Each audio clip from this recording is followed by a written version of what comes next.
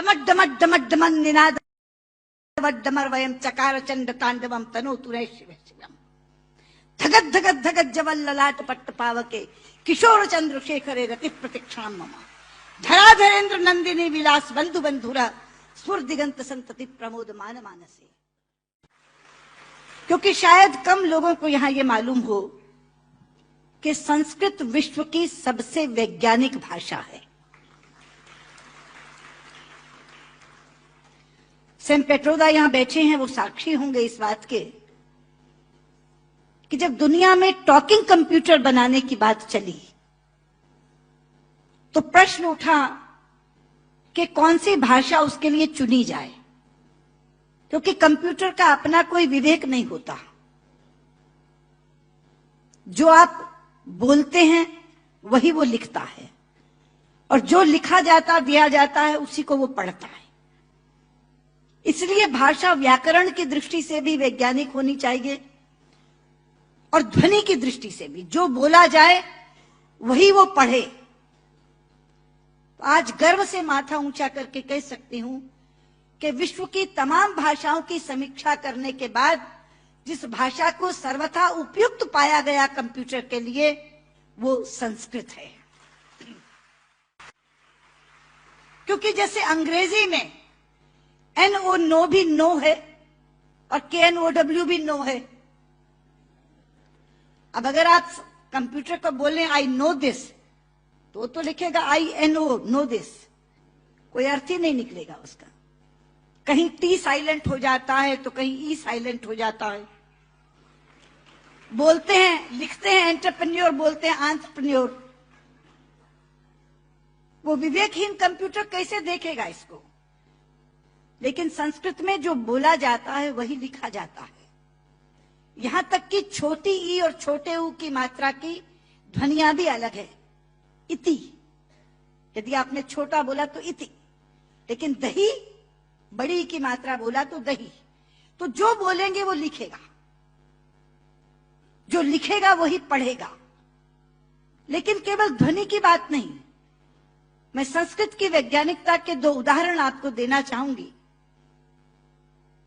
संस्कृत में शब्दों का इतना अपार भंडार है मित्रों कि रचनाकार अपने व्यक्तित्व के अनुसार उसको चुन सकता है। एक प्रसंग है रामायण का कि जिस समय भगवान श्री राम लंकेश पर विजय प्राप्त करने के लिए लंका जाते हैं तो भगवान शंकर की आराधना करते हैं। वो स्तुति जिसमें करते हैं वो रामचरितमानस में रुद्राष्टकम के नाम से समाविष्ट किया गया है।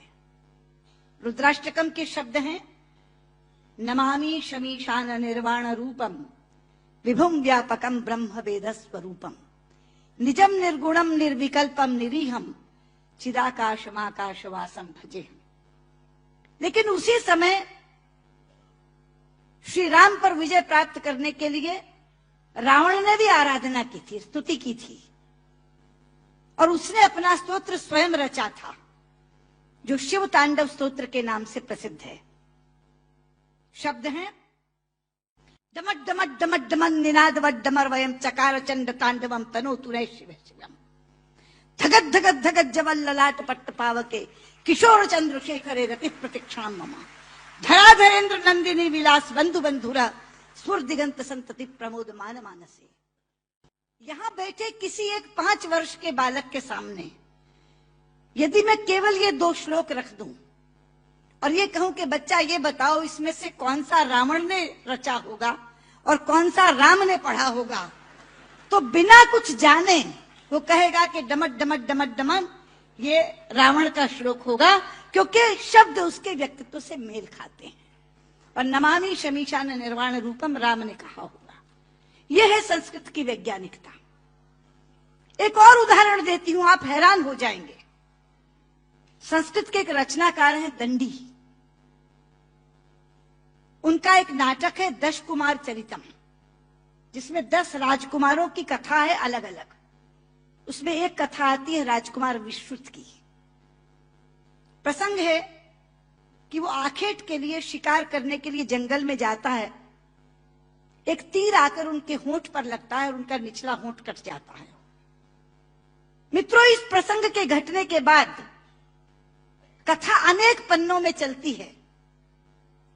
कितने ही संवाद विश्रुत बोलता है, लेकिन दंडी ने पूरे संवादों में कहीं भी ओष्ठांग का प्रयोग विश्रुत से नहीं करवाया है।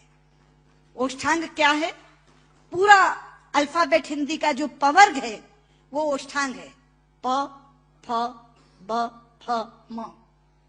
प, फ, ब, फ, म दोनों होंठ मिलाकर बोले जा सकते हैं। अगर दोनों होंठ में से एक होंठ नहीं है तो आप प नहीं बोल सकते, ब नहीं बोल सकते, भ नहीं बोल सकते, म नहीं बोल सकते। ये पवर्ग ओष्ठांग है। तो अगर उसका एक होंठ कट गया तो उसने पवर्ग का उच्चारण कैसे किया, ये कोई भी प्रश्न कर सकता था रचनाकार से। इसलिए अनेक संवादों में कहीं भी ओष्ठांग का प्रयोग नहीं है। यह है संस्कृत की वैज्ञानिकता। लेकिन लोग आजकल कहते हैं कि संस्कृत तो बोलचाल की भाषा नहीं बन सकती, संस्कृत कभी जनभाषा नहीं रही। शायद इससे बड़ी अज्ञानता की बात कोई दूसरी नहीं हो सकती।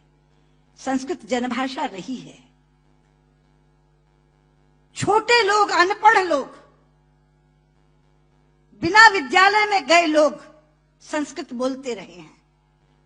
राजा भोज के काल में एक प्रसंग आता है कि राजा भोज एक बार अपने प्रजा का हालचाल जानने के लिए जंगल से जा रहे थे।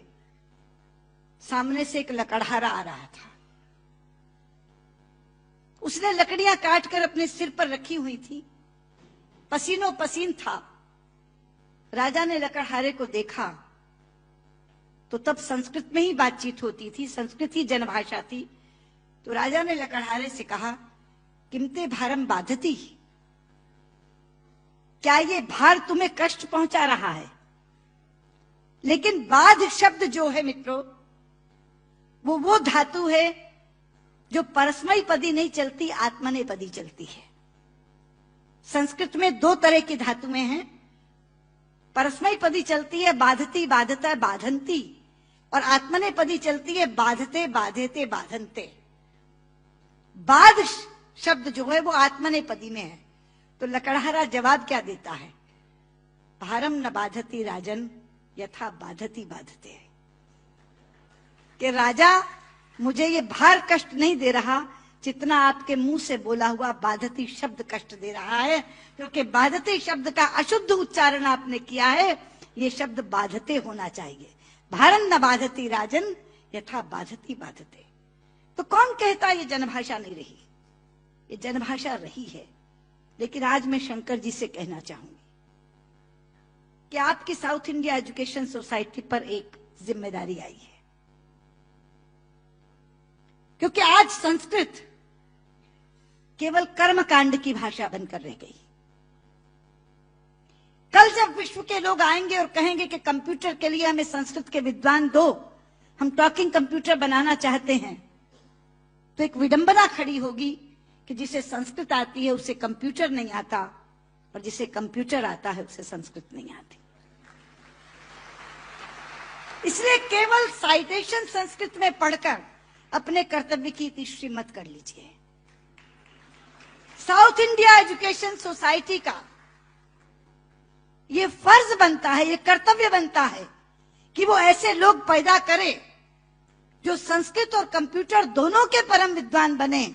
और उस समय जब हमारे सामने ये बोध आकर के खड़ा हो, ये विषय आकर के खड़ा हो कि टॉकिंग कंप्यूटर के लिए संस्कृत के विद्वान चाहिए, तो साउथ इंडिया एजुकेशन सोसाइटी कहे, ये लीजिए हम देते हैं जो संस्कृत के भी ज्ञाता हैं और कंप्यूटर के भी ज्ञाता हैं। क्योंकि अथाह भंडार भरा पड़ा है हमारे ज्ञान का, हमारे शास्त्र, हमारे उपनिषद, हमारे ग्रंथ, और उन ग्रंथों की सोच लोगों तक पहुंची नहीं। आज अभी शंकर जी अपने प्रारंभिक वक्तव्य में कह रहे थे, उदार चरिता नाम वसुधैव कुटुंबकम। ये संस्कृत जानने वाले की सोच है। संस्कृत बोलने वाला पूरी पृथ्वी को परिवार मानता है, वसुधैव कुटुंबकम। संस्कृत बोलने वाला पृथ्वी को परिवार मानता है, और अंग्रेजी बोलने वाला विश्व को बाजार मानता है। और ये सोच का अंतर है, क्योंकि परिवार में प्यार होता है मित्रों, बाजार में व्यापार होता है, केवल व्यापार, शुद्ध व्यापार। लेकिन ये कौन बताएगा लोगों को कि भारतीय संस्कृति में पूरी पृथ्वी को, पूरी वसुधा को कुटुंब मानने की भावना है। सर्वे भवन्तु सुखिनः, हम तो सर्व की बात करते हैं, सर्वे सन्तु निरामया, सर्वे भद्राणि पश्यन्तु मा कश्चित् दुर्भाग् भवेत्। सर्व के कल्याण की कामना किसने की है? लोग अपनी अपनी बात करते हैं, लेकिन ये है वो भारतीय संस्कृति जो सर्व के कल्याण की कामना करती है। इसलिए बहुत ज्यादा आवश्यक है कि ये ज्ञान जो छिपा पड़ा है पुस्तकों में, केवल इस कारण नहीं पहुंच पा रहा कि ऐसी भाषा में है जो भाषा मृतप्राय होती जा रही है, जो भाषा केवल मंत्रोच्चार की भाषा बन गई है कि विवाह पद्धति करानी है, जन्म मरण कराना है तो पंडित जी को बुला लो, वो भी अपना आधा अशुद्ध और आधा शुद्ध बोल के चले जाते हैं, क्योंकि उनको भी कोई टोकने वाला नहीं, उनको भी कोई कहने वाला नहीं कि आप क्या कर रहे हैं। इसलिए साउथ इंडिया एजुकेशन सोसाइटी पर यह जिम्मेदारी आई है, आप इस काम को करें। और मैंने अभी जब आप बैठे थे तो मैंने आपसे कहा था कि जो 2.5 लाख का पुरस्कार आपने मुझे दिया है मैं आपको वापस करती हूं, आप इसी पुण्य कार्य में आप उसका इस्तेमाल करें और ये काम आप जरूर करेंगे। मुझे लगता है तभी मेरा यहाँ आना सार्थक होगा। बहुत बहुत